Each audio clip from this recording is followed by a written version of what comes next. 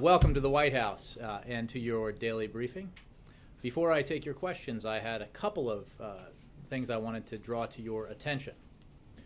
First, today, Health and Human Services Secretary Kathleen Sebelius is making an important announcement about the funds and sites and people who will help the 2 in 10 Americans who will be able to get insurance through the health insurance marketplaces starting on October 1st.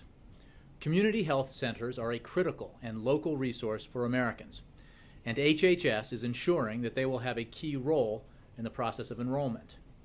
1,159 health centers across the nation will receive $150 million in grant awards to help enroll uninsured Americans in new health coverage options made available by the Affordable Care Act. These centers have committed to hiring an additional 2,900 outreach and eligibility assistance workers. This means that in every state in the nation there will be people at community health centers available to help. Community health centers, rather, available to help. Here are a few examples of what this means in communities. In Florida, a health center is hosting learning sessions at local libraries, churches, and civic organizations. In Washington State, health centers are coordinating with local schools and libraries to let families know that they may be eligible for new insurance options. A health center in Michigan is coordinating with a coalition of over 30 African American churches to get the word out and help sign people up.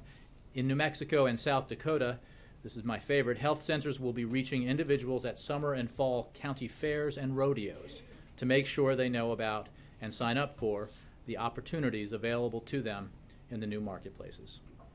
Secondly, and I think I have a visual aid here to make this even more exciting. Here we go. As you may have read about or received directly, this morning the White House released a report, The Economic Benefits of Fixing Our Broken Immigration System, detailing the key benefits to the U.S. economy that would result from signing the Senate bill into law. The economic costs of inaction are simply too high to delay. Common sense immigration reform would reduce the deficit, grow the economy, increase wages, and increase productivity. It's time for the House to act. And with that, I go to the Associated Press. Josh. Thanks, Jay. To start with Egypt, the crackdown on the Muslim Brotherhood appears to be growing, with prosecutors ordering the arrest of their supreme leader and other officials. Do you feel that the U.S.'s call for a refrain from arbitrary arrests and a move towards reconciliation is essentially being ignored? We are in regular communication with the authorities in Egypt at a variety of levels. We are working with our allies in the region to reinforce the message that we have been sending to those in Egypt about the need for Egypt to get off a path of polarization and move forward on a path of reconciliation. Reconciliation means, and a process, a democratic process or transition means that for it to work, all groups and parties need to be at the table. We have made clear that we oppose arbitrary arrests, and we continue to make that clear. But as I've been saying all week, this is an extremely difficult and complicated situation. There is a crisis in Egypt, and the way to move Egypt beyond crisis and towards a better future is for the authorities to embrace a process that is inclusive, that leads to a transition back to a civilian, democratically elected government, and that responds to the hopes and aspirations of the Egyptian people, of all the Egyptian people. So how's that working out? Do you see any indications that those calls are being made? I think that it is apparent to any observer of the situation in Egypt that it is complex, it is difficult, and it is challenging, not least and perhaps most for the Egyptian people themselves. We are under no illusions about the complexity of this challenge, nor are we under any illusions about the importance of this challenge, which is why we are making clear with our partners and allies and directly our views about the path that we believe Egypt needs to take moving forward so that it can return to a democratically elected civilian government. The alternative is chaos. The alternative is a failure of Egypt to reach its potential, its enormous potential. The alternative is sustained disappointment among the Egyptian people about the limitations placed on their own futures. So we are working with our partners and directly to make our views known, to provide assistance and guidance where we can, to make clear that we do not support any individual or any party or any group. We support a process that is inclusive and democratic. To make clear that we oppose all violence. To make clear that we call on the military to exercise maximum restraint. To make clear that it is unacceptable in our view, and certainly unhelpful, for any group or any party to incite violence. And we are doing all this amidst an obviously very fluid situation, and one that puts Egypt's future at stake. And you've been clear that our determination about whether to call this a coup and some of the implications for aid will be dependent in part on how things work out going forward and what we see on the ground there. So does the ongoing violence and these latest arrests move us closer to a determination that this was a coup d'etat? Well, we are evaluating how the authorities are responding to and handling the current situation.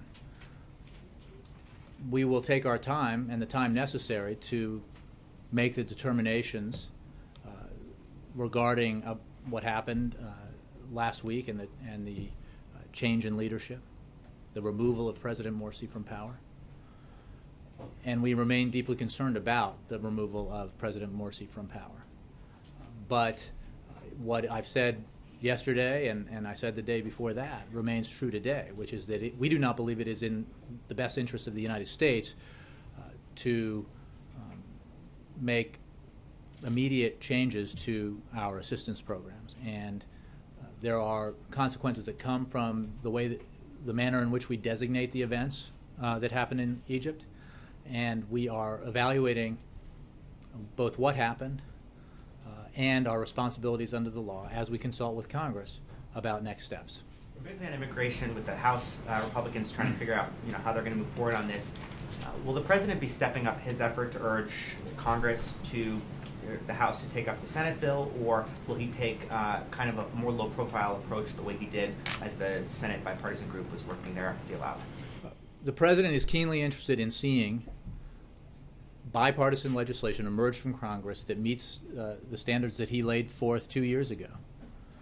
Standards that are reflected in the bipartisan bill that was passed by the Senate arrive on his desk for his signature. And he is directly engaged in the effort to move that process forward, and will continue to be. The release we put out today, I think, reflects the manner in which we are making clear the enormous benefits and the absolute need for comprehensive immigration reform. You have a coalition now of support behind this, a consensus of support behind comprehensive immigration reform reflected in the Senate bill that includes business leaders, it includes faith leaders, it includes law enforcement leaders, Democrats, Republicans. We have demonstrated in today's report the clear economic benefits of immigration reform, including the fact that the Senate bill would grow the economy by 5.4%. This is all in the document that was over my shoulder and that you have access to. Would grow the economy by 5.4% over the next 2 decades due to a larger labor force, higher productivity, and more investments. 5.4%. Productivity of labor and capital would increase by 1% over the next 2 decades. Wages, largely as a result of higher productivity, real wages would rise by 0.5% in 2033 relative to current law, the equivalent of about an annual $250 increase today for a median household. Over the next 20 years, and this is an issue that should be resonant with conservative Republicans who say they are very concerned about the deficit. Over the next 20 years, federal deficits would be reduced by nearly $850 billion, just through comprehensive immigration reform. Not through a grand bargain, not through other means by which we are attempting to reduce the deficit, but through comprehensive immigration reform. The federal debt would fall by 3 percentage points as a share of the economy by 2023, compared to current law. And the solvency, again, an issue that at least they claim, Republicans claim, is important to them. The solvency of the Social Security Trust Fund would be extended by 2 years, and the 75-year shortfall would be reduced by nearly $500 billion. The benefits are clear. The fact that there is a broad bipartisan consensus behind this is clear. It cannot be acceptable broadly and in the long term that immigration reform would be blocked because some minority of House Republicans is concerned about a primary challenge from the far right. That's not a good argument. It's not a good argument politically. It's certainly not a good argument economically. It seems like an uphill battle in the House. Jay. It's always been an uphill battle. You... Hard things are hard. This is coming to pass now because there is finally a consensus that has been built around it. We are now at a point that would have been impossible, frankly, if President Obama hadn't been reelected. I know the position held officially by the leader of the Republican Party in 2012 was that the answer to immigration reform was self-deportation. We've seen enormous progress since then. We've seen a change in views across the board. But the work remains. We've said all along that getting legislation through both houses of Congress would be very difficult. The road ahead is littered with obstacles, and we have to navigate our way through them and around them and over them, but we will. How do you persuade Speaker Boehner to take it up? How long do you have to do it, and does this issue instead simply become something for the midterms? Look, we believe that there is an enormous amount of momentum behind and consensus behind comprehensive immigration reform. We are doing everything we can to engage in persuasion, making the argument. Stakeholders are making the argument, including stakeholders with very close ties to Republican leaders and Republican rank-and-file members. The business community's made clear its views on the need for comprehensive immigration reform. The law enforcement community has made clear its views on the need for comprehensive immigration reform, and that those efforts will continue. But in the end, we can't prevent lawmakers from making the bad choices. We can simply be part of a broad, comprehensive effort of persuasion that makes a case for why passing comprehensive immigration reform is the right thing to do for the economy, for our businesses, for the middle class. It's the moral thing to do. And we'll keep at it, and we'll get it done. We know the President's been working behind the scenes. Is he going to launch some high-profile effort similar to like the healthcare overhaul, for instance, to try to the thing about drum up support? Strategy is that it would be strategically foolish to announce it in advance. So we are on this every day. We were very much engaged in a process that led by the Gang of Eight, that resulted in the successful bipartisan passage of comprehensive immigration reform. An effort that saw compromise. It is not a bill that is written word for word the way the President would write it, or probably the way any individual member of the Gang of Eight would have written it. It contains substantial increases in resources for border enforcement. As Senator McCain said, and I paraphrase, anyone who claims that the reason to vote against this bill now is because it's not strong enough in border enforcement is not serious about border security. Because there has never been legislation this strong on border security. And it comes at a time when we haven't made strides as significant as we've made in the last 5 years in border security. You know the statistics, the doubling of Border Patrol agents, all the metrics that measure our progress on border security demonstrate the improvements that we've seen.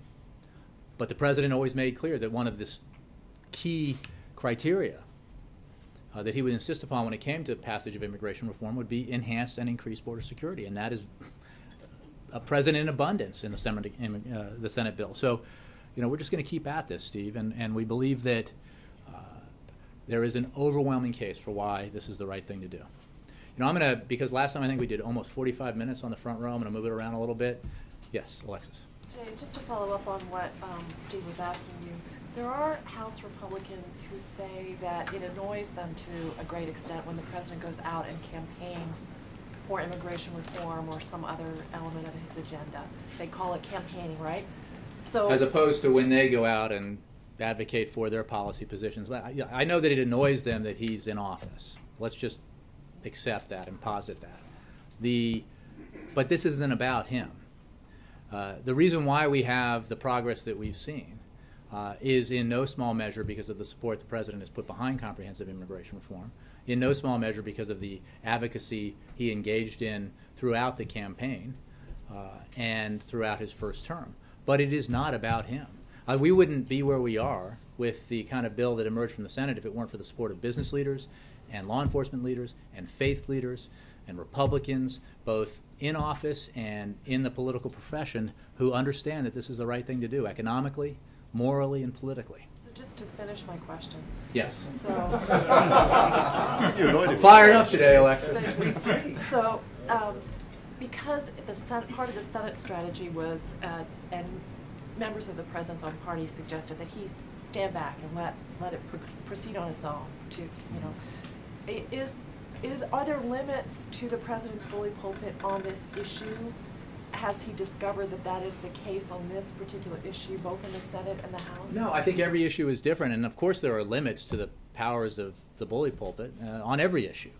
I mean, this is a methodical effort using all the tools available to us and to him, using all the tools available to advocates and lawmakers who support immigration reform to get this done. And he's an important part of it, but it's bigger than he is, and it's the right thing to do for the country.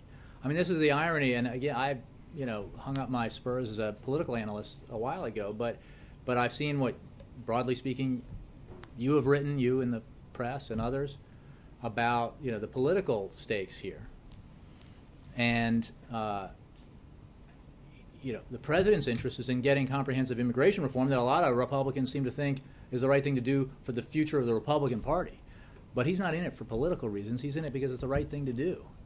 And Democrats are supporting this effort because it's the right thing to do. And increasingly we've seen Republicans back this effort, as Senator McCain long has, as former President George W. Bush long has.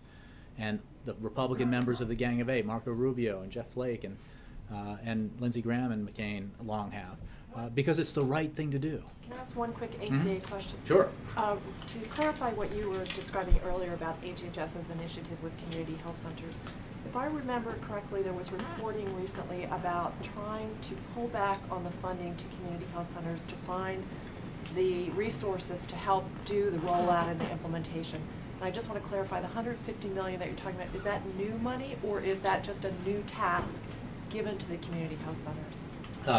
My guess is that the details on this would best be answered at the Department of HHS, but this is part of an effort to inform the public about the benefits and opportunities available to them through a law that was passed, signed by the President, and upheld by the Supreme Court. Now, there is a nihilistic effort going on to undermine a law, the law of the land, that is, embodied in the near 40 efforts to repeal it, futile efforts to repeal it in the House of Representatives. But it's the law and it's going to be implemented. And those who oppose it, those who try to undermine it at every step, need to be made aware of the fact that what they are saying is that the benefits that have already been enjoyed are already being enjoyed by the American people, they want to take away. The opportunities and benefits that will become available to millions of Americans, they want to take away in the name of partisan political victory. But this has been decided that, they can present legislation to amend it and see how it fares. They can present legislation of their own for health care reform, but instead we just see efforts to undermine it. That would be one thing if it existed only in a political vacuum, but there are consequences to this. And those who suffer the consequences are the American people who are being told by opponents that they want, that they're going to lose their benefits if the opponents get their way. That they would rather have insurance companies dictating whether they can take you off your insurance policy, kick you off, or say, yeah, I won't give you insurance because you have a pre-existing condition. That's That's the, you know, the way the world existed before the Affordable Care Act was passed. Can I follow that? You can when I get to you. Oh. Justin. Jay, this morning we saw the Senate Health Committee advance the Employment Non-Discrimination Act with the votes of 3 Republican senators, Senator Murkowski, Kirk, and Hatch. I was wondering if you could talk a little bit about what role the White House plans to play in the coming weeks and months to help build the 60 Well, I votes. appreciate the question, and I think I put out a statement about this not long before the briefing. We welcome the passage by the committee of the Employment Non-Discrimination Act, the bipartisan support that it saw, the Republican senators who voted for it, Senator Kirk, who was a leader in the effort. You know, this reflects the strategy the President has long believed is the right one when it comes to these matters, and will continue to press for broader support in the Senate and then in the House on this issue, as my statement said. When you refer to strategy, do you still believe, do you think that the executive order for federal contractors would help or hinder that effort? You know, our position on the executive order hasn't changed, and our position on the executive order has been coupled with our belief that the best way to do this is to pursue legislation that's broad and comprehensive, and that's what ENDA is. And we are, I mean, today's a good day in this narrative. It's a good day because the committee passed it, and it passed it with Republican support. So that's, you know, we'll take that and we'll move forward and hope we can get more progress. John? Sorry, Dan, then John. Back on Egypt, if the White House ultimately decides to call what happened there a military coup, does that automatically guarantee that the aid, the $1.5 billion in aid, will be cut off? Well, what I would say is that we are reviewing the legal framework here. It is certainly an issue that